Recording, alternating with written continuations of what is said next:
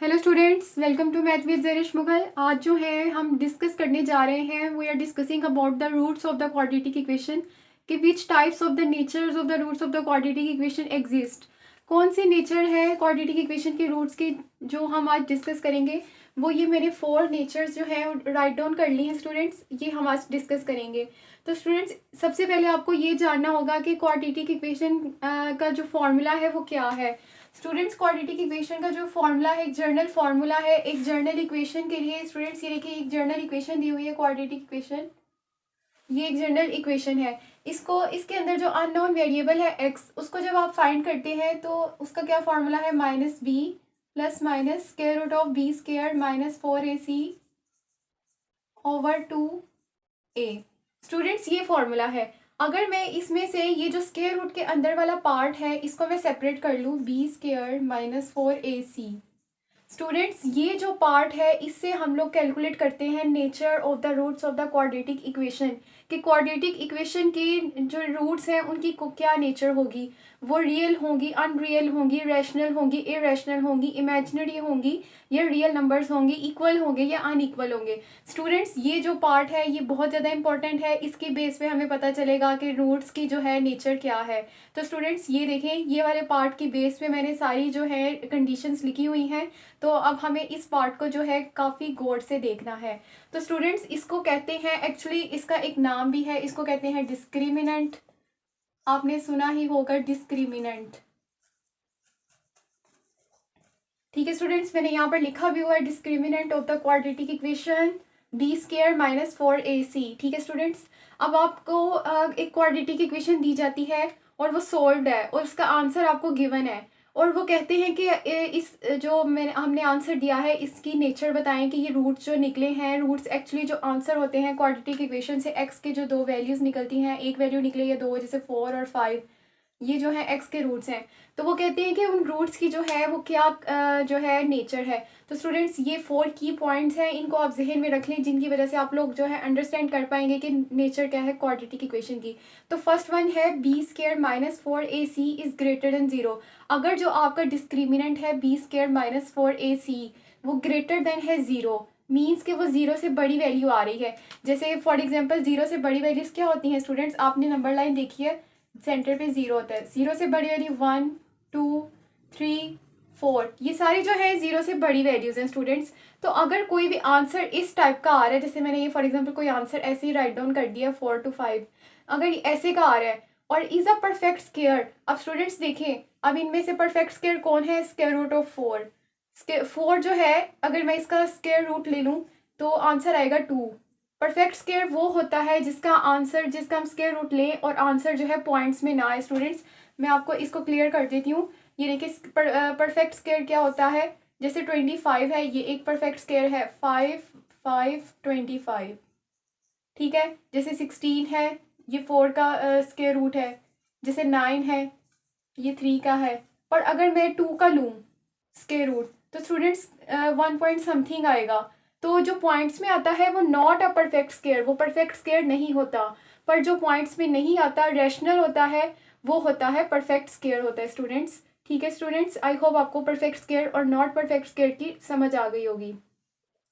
तो students, first condition जो है वो ये है कि बी स्क्वायर माइनस 4ac अगर 0 से बड़ी है, यानी आपका डिस्क्रिमिनेंट जो है जो आप कैलकुलेट करेंगे बी स्क्वायर माइनस 4ac, अगर वो 0 से ग्रेटर है तो वो एक परफेक्ट स्क्वायर भी है, यानी वो 25 है, 16 है, 9 है, 4 है, 225 है, 625 है।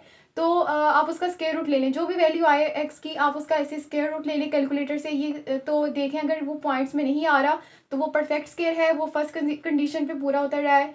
तो roots are rational, real and equal. अगर तो परफेक्ट स्क्वायर है तो रूट्स इक्वल हैं, और अगर परफेक्ट स्क्वायर है तो रूट्स जो हैं वो रैशनल हैं, और रैशनल रूट्स जो होते हैं वो रियल होते हैं। रैशनल और इरेशनल एक्चुअली रियल नंबर से मिलकर बने होते हैं। एक्चुअली जो रियल नंबर होता है वो रैशनल प्लस इरेशनल के यूनियन से बनता है। रैशनल और इरेशनल को प्लस करें तो वो रियल नंबर बनता है। तो जहाँ पर भी रैशनल और इरेशनल आएगा आपने साथ रियल ज़रूर लिखना है स्टूडेंट्स। तो फर्स्ट कंडीशन जो है आई होप आपको समझ आ गई होगी कि अगर डिस्क्रिमिनेंट जो है ग्रेटर देन जीरो उसका आंसर आ रहा है और वो एक परफेक्ट स्क्वायर भी है, यानी उसके ऊपर आप स्क्वायर रूट ले रहे हैं और वो पॉइंट के बगैर आंसर दे रहा है, तो रूट्स की क्या नेचर है, रैशनल, रियल एंड इक्वल। ठीक है स्टूडेंट्स।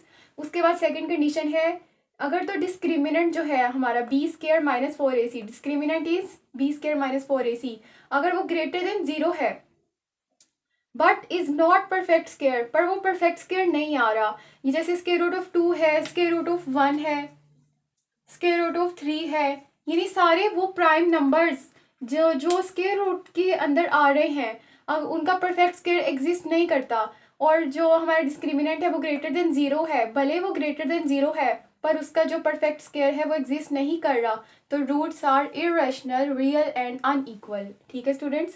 एक नॉट की वजह से, नॉट परफेक्ट स्क्वायर की वजह से जो रूट्स हैं वो इरेशनल हो जाते हैं और अनइक्वल हो जाते हैं। पर आपने याद रखना है कि रैशनल और इरेशनल के साथ आपने रियल ज़रूर लगाना है, क्योंकि रियल नंबर्स जो हैं वो रैशनल को और इरेशनल का यूनियन करके रियल नंबर्स बनते हैं। ठीक है स्टूडेंट्स।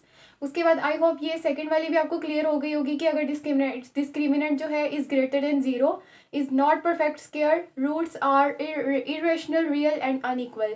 उसके बाद जो हमारी नेक्स्ट कंडीशन आती है वो है B square minus 4ac is equal to zero.